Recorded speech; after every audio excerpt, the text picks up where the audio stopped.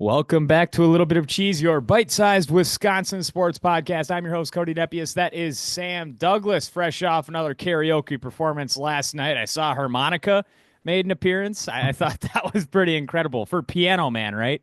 Yeah, the Piano Man harmonica was awesome. Philip is his name. That was really cool. I saw Piano Man come out. He pulls the harmonica out of his jacket. No Oh. way. that he's just the coolest guy in the whole building for the rest of the night. Like after I have not seen that at a karaoke performance on a Thursday night in a little college bar, but I saw the video of that. I was fast asleep because some of us have to work in the mornings here, Sam. But yes, no, very good stuff there, and an interesting weekend here where there's not really a lot going on. You don't have a Super Bowl to look forward to. Bucks are about to go into the All-Star break. You're out of baseball season. So we came up with a couple of nice topics today. I think that would kind of be an interesting thing to talk about. At the top, some news. The Packers hired their defensive line coach, and I think this is a pretty interesting hire for them. They hired DeMarcus Covington, who's a 35-year-old guy who was the defensive coordinator for New England last year. He spent 8 years in the Patriots staff, which meant that Bill Belichick was in part of hiring Covington onto the roster. He won a Super Bowl when he was at a lower level defensive coaching position with New England. But I think the fact that Belichick hired this guy at such a young age, he was able to work his way up in the program and be a defensive coordinator. And I don't think New England's defense was really the biggest problem last year. I think there was a lot more problems than that. And I think the reason that he's not a defensive coordinator this year is because the head coach he was tied to, Jared Mayo, got fired. So I think this is a good move for Green Bay. That's what I'm going to say about it. I mean, this is a young guy who's going to bring the energy. And in the past couple of years, Green Bay has had some pretty good luck drafting those Boston area guys. Jeff Hafley being one of them from Boston College just last year. I love the move. I love the move. I love the age. I love his background. I love where he came from. And like you said, the Patriots defense, there wasn't a lot of good things going on in New England last Mm-hmm. year. But the general defense did what they could with the personnel that they had. Mm-hmm. So I do love the hire. It sounds like we're going to be retaining um, OC, DC, and improving the defensive line. And I think that's got to be good for the defense going forward. Bisaccia is coming back for better or worse. So we're getting a new face, new energy with the same systems. We're not blowing it up, but we are bringing in, somebody who's qualified, who can relate to the guys. I like these younger coaches. I think Yes. if you're bringing in an old head, it's got to be someone who already has command of the locker room. It's got to be someone Yep. who has a rep that is not going to be a defensive line coach. So Yes. so getting these young guys on the team, I think, is huge for us. I think so as well. If you're hiring someone older, they better have some sort of a reputation where when they walk in the building, everybody already knows who they are and they have immediate respect. With these young guys, they kind of have to build this respect, but I think they also have a much easier time connecting with the players on a personal level, which for a football team, I think is pretty important when you get your guys connected and they're all playing together as a singular unit. So I'm going to give the hire two thumbs up as it stands right now. Of course, we haven't seen any action on the field, but I like where it is. A 35-year-old guy. He's been there. They won a Super Bowl with the Patriots. He's worked with Belichick, who's probably the greatest defensive mind that we have ever seen. And he had to have picked up a little bit from that. And I I think this also guy would have continued to be a defensive coordinator if Mayo didn't get fired. I also love it because he was a defensive coordinator, and we talked all season about our defense being married. Having the D line being married to the defensive backfield, and I think his background controlling all angles of that, just how Robert Saleh was able to come in and work with our offense. Someone who understands both sides of the ball, him knowing the defensive backfields, ins and outs is going to help the defensive line. And I think that's going to be huge for this Packers defense. That's what we saw all year. We were able to get pass rush sometimes, but then we were terrible in the secondary. We were able to lock up in the secondary sometimes, but then the quarterback had 8 seconds to throw the ball. So I think having that full frame mindset is exactly what the Packers need. And I think they did the same thing with the Luke Getzey hire as well. Another guy who is a coordinator and has been there, done that. He was with Green Bay before. I think these are two very similar hires. You're getting, you have two defensive coordinators on your defensive side and two offensive coordinators essentially on your offensive side with an offensive minded head coach. You have a lot of bright young minds in that building. There's a lot of things to be excited about. Now, on to the big topic of the day. This was kind of brought to our attention from a Mark Chimura podcast post from ESPN Milwaukee, where he was talking about Brian Gutekunst and how he hasn't lived up to the standard of being a general manager in Green Bay. Because you look back at Ron Wolf, he won a Super Bowl in his fourth year with the team. Ted Thompson, his fourth year with the team back in 2010. And Gutekunst, now on year 7, hasn't been to the big game. I think this is a really interesting conversation. I think the league is in very different places. I think the team is in very different places, especially when Gutekunst came in here. I have a couple of notes here, and I'll start off here with the big stuff. So he was hired back in January of 2018. That was the last year, or going to be the last year of Mike McCarthy's tenure in Green Bay. Since Gutekunst has been the general manager in Green Bay, they have suffered 2 losing seasons. In 2018, which was McCarthy's last year, they went 6-9, and then Aaron Rodgers last year, back in 22, when they went 8-9. So other than that, there's been a lot of success to show, at least in the regular season for Gutekunst. But I think the turnover has a lot to show here and I don't want to give the guy excuses. Yeah, you have to say you have to go win a Super Bowl, which at some point Brian Gutekunst is going to have to win a Super Bowl. That is plain fact. That is the expectation in Green Bay. Where the timetable comes in, you can look at after Wolf won his Super Bowl. I mean, they got back to another one, but they couldn't win another one. Same with Thompson. After they won that Super Bowl, it hadn't been there.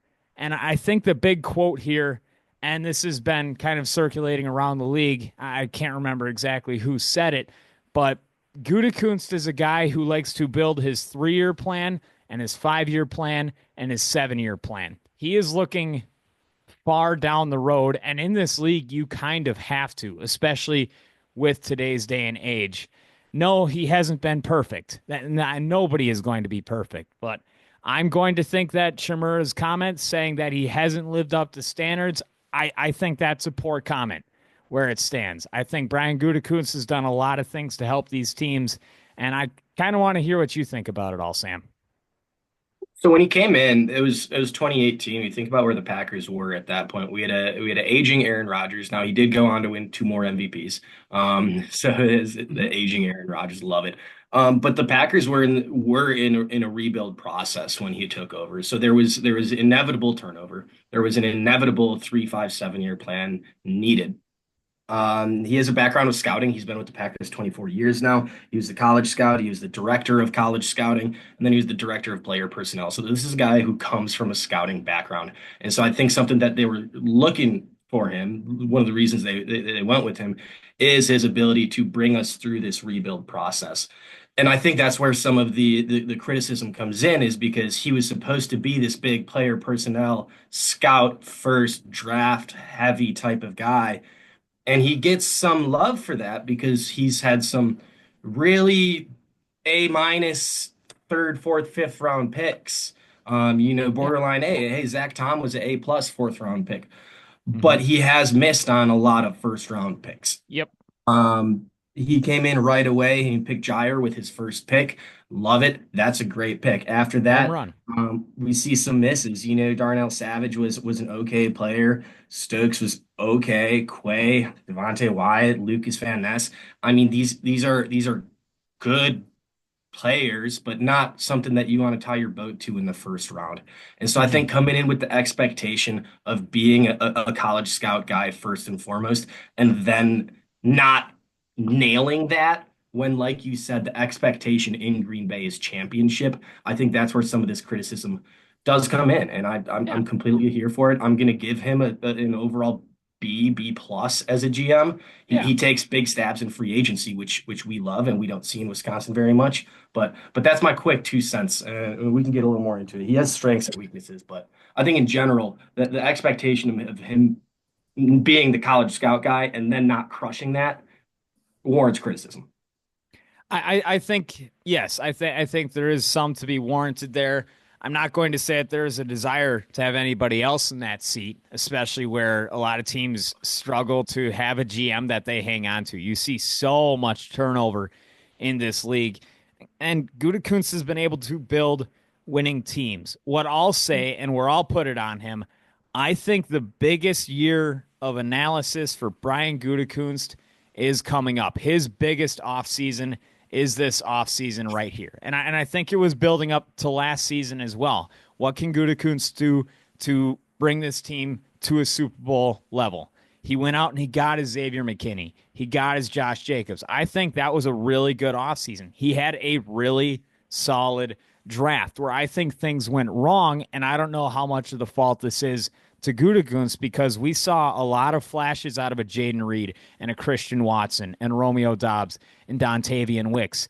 And those guys, they just didn't develop. You didn't have any one of those guys take that next step and really improve at a level in that next year, last year, which is what was expected.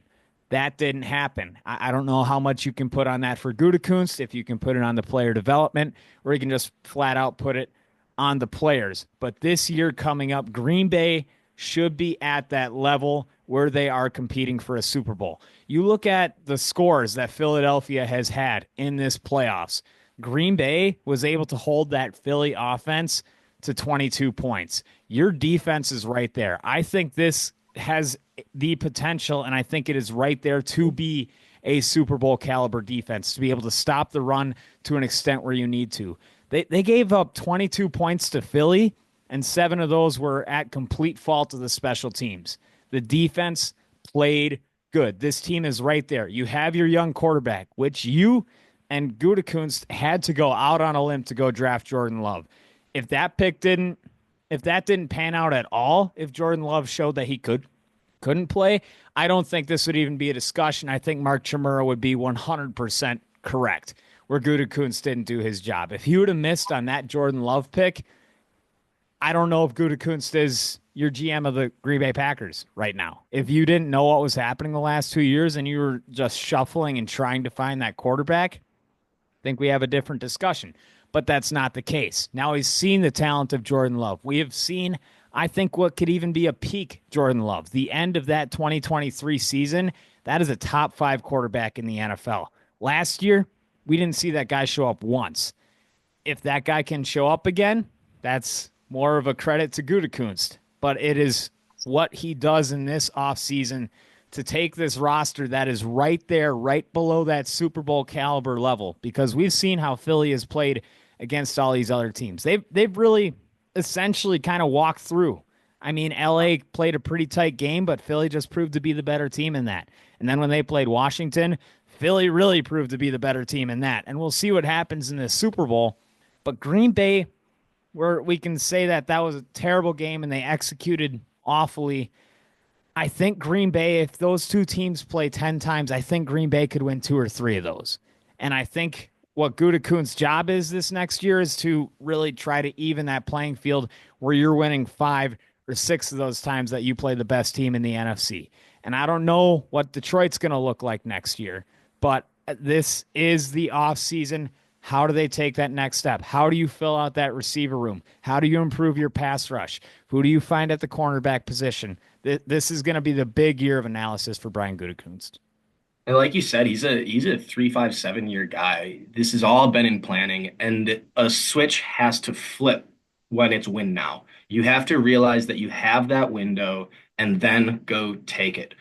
The Bucks did this with Damian Lillard. They did it with Mm-hmm. Drew Holiday. They built up with Giannis. They waited till the moment was right, and then they they sold 5 years into the future, all their draft capital. They pushed everything on the table, put all their chips in, and they did it. and they won the chip. They got to the promised land and they took advantage of their situation. And that's what Gutekunst has to do in free agency. It has to be Max Crosby. It has to be Myles Garrett. It has to be an absolute game record if we want to win now.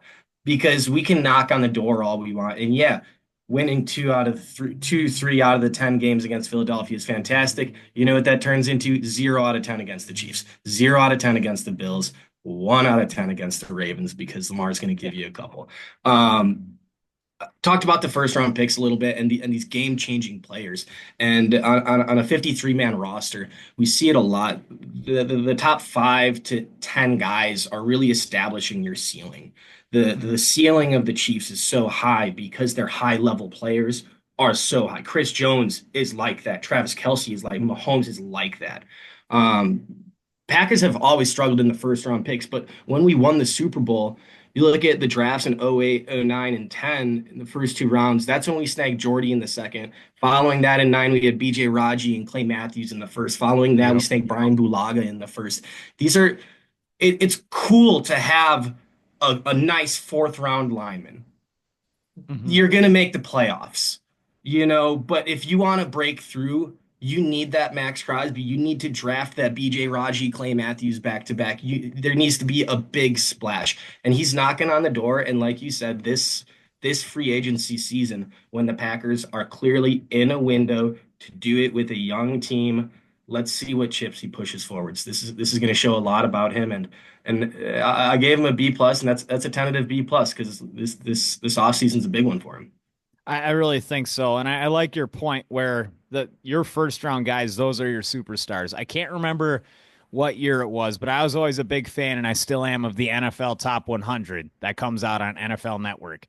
And I can't remember what year it was, but it was exactly 50% of all the players that were in the NFL Top 100 were drafted in the first round.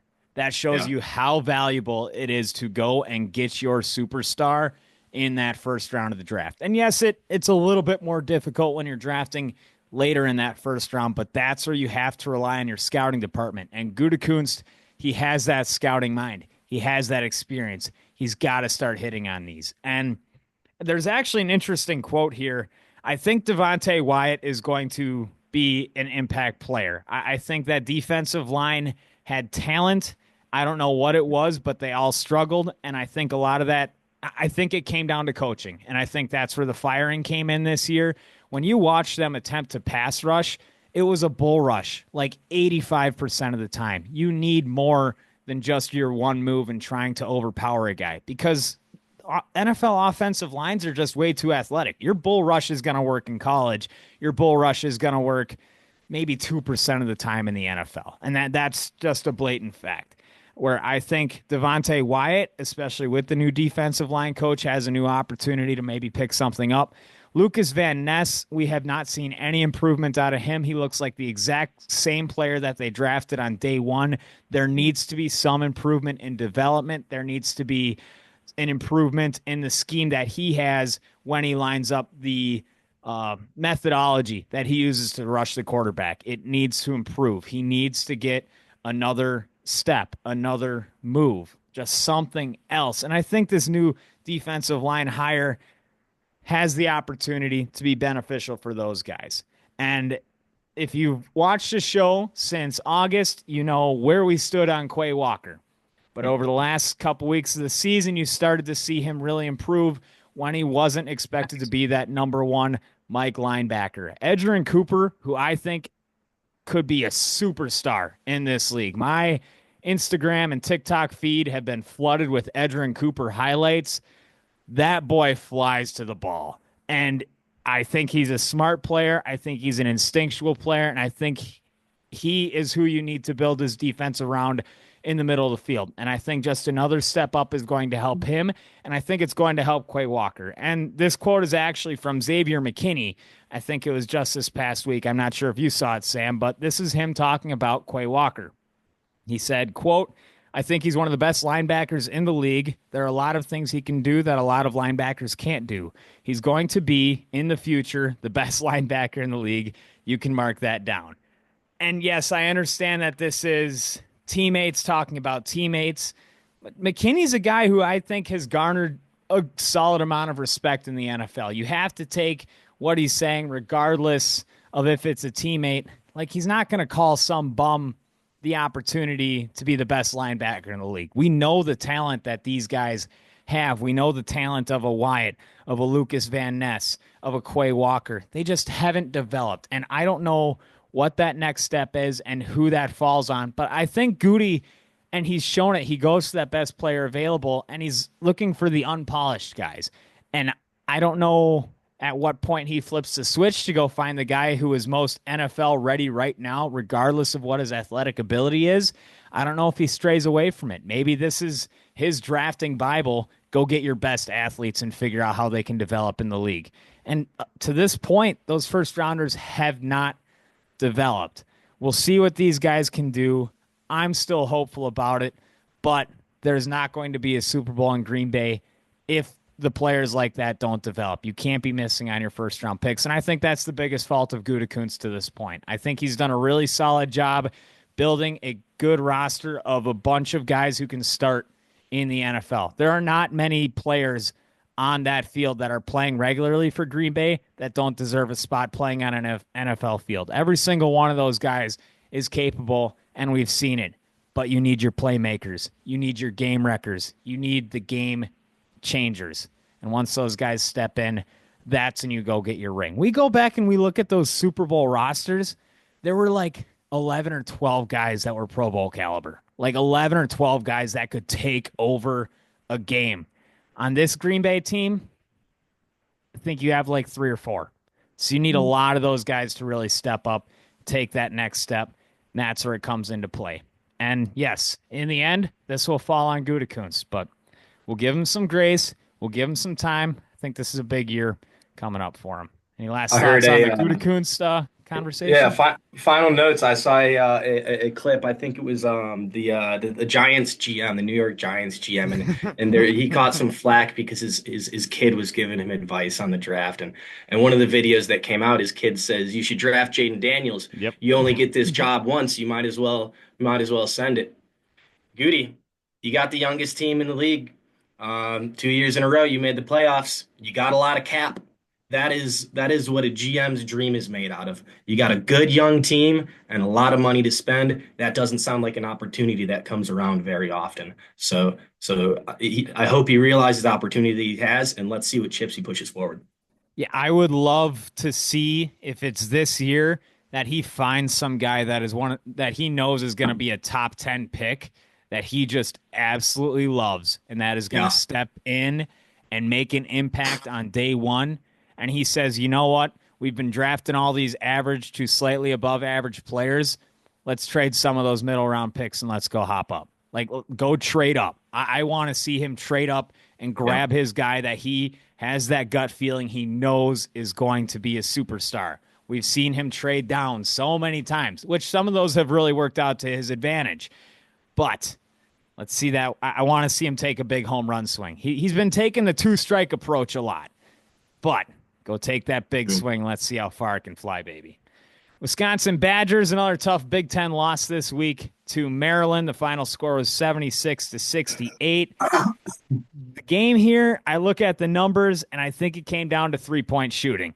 The overall field goal percentage was pretty similar. Maryland did win 40-37, where Maryland, I think, had the upper edge, was 50% shooting from beyond the arc, where Wisconsin had 33%. All the other numbers are pretty similar. I think the three-point shooting was what came down to it. But this is what Wisconsin is kind of making their identity. They saying, we're going to shoot, we're going to outscore you. When those shots don't fall, I think this team could have trouble being an early exit when it comes to the tournament. They're playing good, and when you get into March, you're going to see a lot of good teams. Their Yep. losses are only against good teams. They've lost to Maryland, UCLA, Illinois, Marquette, and Michigan. All those are quality programs. They're Mm-hmm. 16-5 right now, 6-4 in the Big Ten. So you're losing the tough games. You want to see a little bit better record in conference if you do want to be knocking on that door of being the Big Ten champion. They seem to be a little streaky. like you said, they got a good offense. They went 8 wins in a row, 3 losses in a row, 7 wins in a row, and then 2 losses in 3 games. Biggest loss was to Marquette. That was by Yeah. 14 points. Outside of that, they've kept these games close. They had an 8 point loss to was that not Illinois, that was Maryland. Lost to Maryland Yep. by 8. Outside of that, it was 6, 6, and 3. So that they are keeping these games close, but I checked out all these losses to see what was the kind of common ground between them. It's steals, blocks, and turnovers, Cody. It's Okay. that's what happens. They against Maryland, the shooting, the 3 point shooting was the difference maker, but that was a game where we lost the steals, blocks, and turnovers. UCLA, we lost the steals, the blocks, the turnovers. Um, Marquette, this is where it really showed. That was the game that we lost by 14. We got blown out. Steals, blocks, Oh turnovers. yeah. The steals was 9-3, blocks 3-1, turnovers 16-5. So if these are defensive hustle, smart, just it feels, is that coaching? Is it hustle? There's something that's combining these three that when we're not able to have effort on defense, it turns into lack of attention on offense. That's how we're going to lose games. And when intensity ramps up, you need to have your head on a swivel and be playing smart ball. So I think if we can limit those, the team's scoring 80 a night. I mean, Yeah. that's what you want offensively. So get some of these defensive numbers up. We talked a little bit about assists. If Maryland is going to shoot 50% from three, there's They're there's gonna not a win. whole lot. So Badgers are playing good. They're not getting blown. They got blown out by Marquette, but Marquette's a goated program. What are you going to do about it? So No bias there in that statement, right? none. I have one player who I kind of want to highlight, and it's because I think he could be a guy that is an X factor going down the stretch for Wisconsin. And in the losses, I think a common denominator as well has been Max Klesmit not shooting well. We have seen Sure. Max Klesmit be an impact player. We've seen him score as many as 26 points in a game this year. We saw him score 22 against USC. He dropped 18 last week. In this game, he played 31 minutes. He had 5 points. He was 1 for 6 from three. That's a guy who you're looking to be maybe your third scorer after a Blackwell and a Tanjay. He's got to shoot better from beyond the arc. This year, just 33% from the field. So overall, just Klesmit, I think he's a guy that can do it. We've seen that toolbox, but offensively, he needs to step up. And defensively, I don't know if it's the lack of aggressiveness or if there's a lack of attention on offense that is making you lose these turnover battles. But really, that's what in any sport is what it is staying efficient, executing, and staying aggressive on defense as well. And those, I think, are the keys where Wisconsin could make a run if they can really turn that around. And I think there's a good chance that they will. Mhm. I think this team is too talented. And I think we've seen too many just first round exits and blunders by this team for it to continue to happen. And if it does, then you start to look at Greg Gard. But I think he's done a solid job with this team. I think there's a very high ceiling, and I think there's an opportunity where they could make a deep run in the playoffs. Just got to execute those few things and have a couple of those guys step up as a Max Klesmit or a Mari McGee or somebody else like that. I think this team is playing well. It's in a Big Ten where there isn't a super program, but you have so many programs that are right there, and they are it's a very competitive Big Ten, and it's because there is no super program. You just have a bunch of really good programs. Like you have a bunch of 8 out of 10 programs. You don't have your 10. You might have a 9, but it's a bunch of 8s and 9s, really, is what I think. And I think Wisconsin could, they have the ceiling. I think they can beat anybody. They've How shown they're they'll play. streaky. That's what it takes. It takes offense and streakiness. You get hot, shoot the ball hot.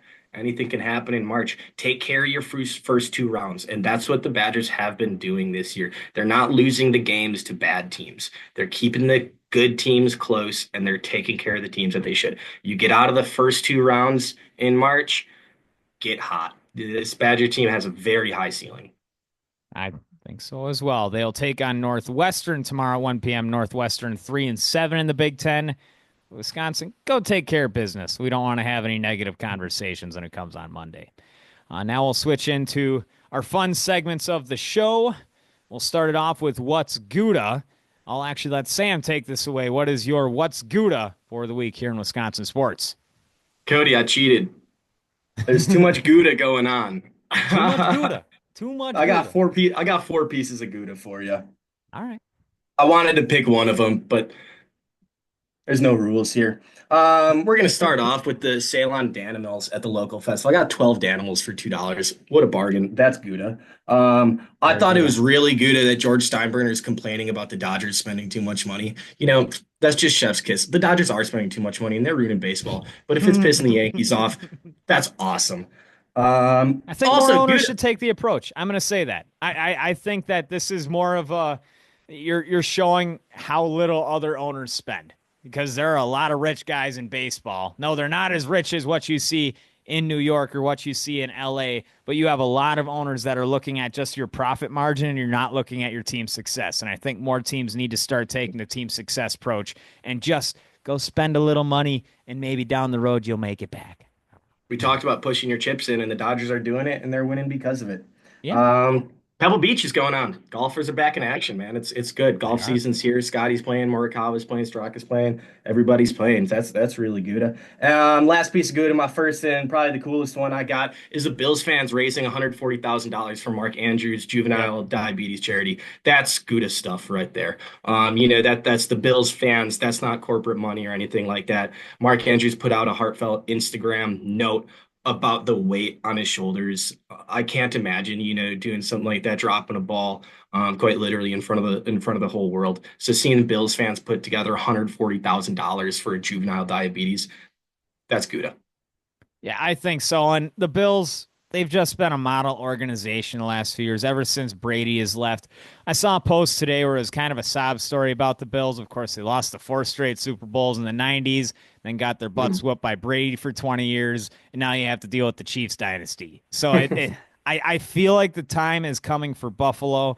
They do so many good things, and it goes all the way to their fan base. Just good people. And this isn't the first time that they've done this either. They have gone out and they have donated so much money to these opposing players that have like messed up games against them or like have received death threats or all the terrible things that can happen with social media and athletes. And if you succeed or you don't succeed and people take that on your character, just the gross things, Buffalo does their absolute best to make light of these bad situations, and they've done some great things. And it's really hard to not root for Buffalo. I think 95% of the country was rooting for Buffalo when it came last Sunday, and it kind of stunk that they lost. But I think it's on the horizon. I think Allen will get a couple more superstar weapons, and that team will be right there. And I think they had the opportunity to go do it this year, but just one play can swing it, and we saw it once again here in the NFL, and that's the beauty of it. But Buffalo, some great stuff. That is Gouda. My what's Gouda, this is more of my philosophical Gouda. That's kind of the approach I've been taking with it. But I started reading this book. It's called Change Up by Buck Martinez, who is a broadcaster for Toronto. He was also a scout. He was a major league player, just one of the true pioneers of baseball who really understand the game. And he was talking about how baseball can improve itself in the sport by going back to its roots and understanding what made the sport great in the first place. And what made me understand what's Gouda about this is that I think the Brewers have taken a very similar model. I think they have looked into their player development. They have looked into great scouting, great coaches, and having all of your minor league levels on the same page where they are developing the players that every single one of them, you want to see them have an opportunity on the major league team. And you see a lot of minor league talent, this homegrown talent that's coming up from Milwaukee. It's great stuff. That's how you do it when you don't have as much money. They focus on defense. They focus on speed. They focus on doing the little things right. You have a lot of players who are very good contact hitters, like a Sal Frelick. Like you have the guys, there is a model here in Milwaukee, and I think Pat Murphy embellishes it very well. I think it's a good thing. I think there are good things in the future for Milwaukee. So my what's good of the week is the model of the Milwaukee Brewers, and that is a thank you to Change Up, my baseball book by Buck Martinez, titled "How to Make the Great Game of Baseball Even Better." I think Milwaukee has been following that very well. Final segment of the week. This is a new one brought to us by Sam once again. It is the winner of the week. So, Sam, I would like to hear if you have only just one winner. If you got a couple, that's okay too. Okay, it's a combination winner. Okay. Running quarterbacks and me. I'm I'm a winner this week because the running quarterbacks are winning. They're dominating. I mean, you look at the past AFC, NFC championships. The only outlier there is Jared Goff last year, and then Joe Burrow. And Goff, the quarterback, wasn't the star of the team. And then Burrow, we obviously know he's got an X factor that nobody else in the league has. Running quarterbacks are dominating the league. They're next up. These young athletic guys are game changers. I've been saying it, and I've been proven right. I'm a winner of the week, Cody. All right. Congratulations. Winner of the week there, Sam Douglas. My winner of the week, I have two of them. So I took your same approach as you did in the former. I have Lucas Van Ness because he found his new defensive line coach. And this is a guy, Sure, this is Lucas sure. Van Ness's last chance, Yep. really, I think, here in the NFL to show that he can be an impact player. You have that new coach in there. This is year 3. This is the time to step up. And maybe you got someone in your ear that can really light that fire inside you. I think Lucas Van Ness has to be happy where he's at. He has to be happy with this hire of DeMarcus Covington as his new defensive line coach. My other winner of the week, this is a kind of a shout out, but Micah Hyde has announced his retirement. Of course, started his career in Green Bay. He played some really good years in Green Bay. It was sad to see him leave. The one play that I'll always remember from him, and this is kind of on the negative side, is when he dropped that pick six against San Francisco in 2013, where if he would have had that sucker, Green Bay might have been going to the Super Bowl that year with an 8-7-1 team. But I will always have a lot of great memories from Micah Hyde, too. A Swiss Army knife. He could play safety. He could play corner. He could play slot. He's your kick returner, your punt returner, and played a long, solid career in the NFL. So congratulations, another winner of the week, Micah Hyde. Love it. Love it. Love it. Hey, big game tonight. Marquette, UConn. Marquette's number 5 in the country. It's pretty cool. College basketball. Heating up. I'll be watching. I mean, I got high school basketball, but then after that, I'll probably find myself downtown and I'll catch the end of that game. So maybe I'll live stream it as well. But yeah, Yeah. college We'll basketball, see you good there. stuff coming up. All right, sounds good. We'll see you tonight, Sam. I'm Cody Depius. That is Sam Douglas. We want to thank you for being here once again this Friday. We'll be back on Monday for another edition of A Little Bit of Cheese, your bite-sized Wisconsin sports podcast.